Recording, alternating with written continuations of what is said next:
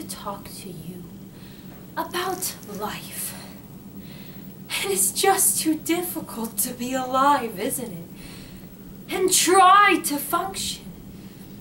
There are all these people to deal with.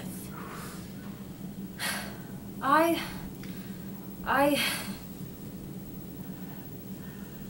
tried to buy a can of tuna fish in the supermarket, and there was this person standing right in front of where I needed to reach out and get the tuna fish. I waited a while to see if they'd move, and they didn't move. So I thought about asking them, but then they were just looking at that tuna fish. But they were taking a real long time on it, reading the ingredients on each can as if it were a book. A pretty boring book if you ask me, but nobody has. So I waited to see if they'd move, and they still didn't move. So I thought about asking them to move, but then they seemed so stupid not to have sensed that I needed to get by them.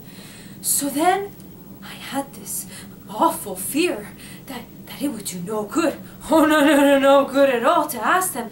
They'd probably say something like, "Well, we'll move when you're goddamn ready, you nagging bitch."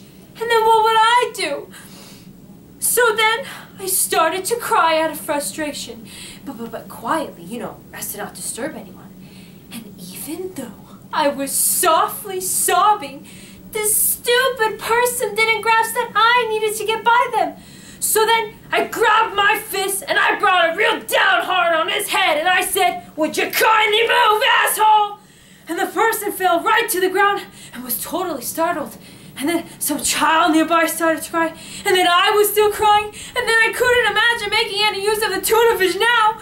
So I shouted at the child to stop crying. I mean, it was drawing too much attention to me. So I ran out of that supermarket, and I thought, I'll take a taxi to the Metropolitan Museum of Art. I need to be surrounded with culture right now, not tuna fish.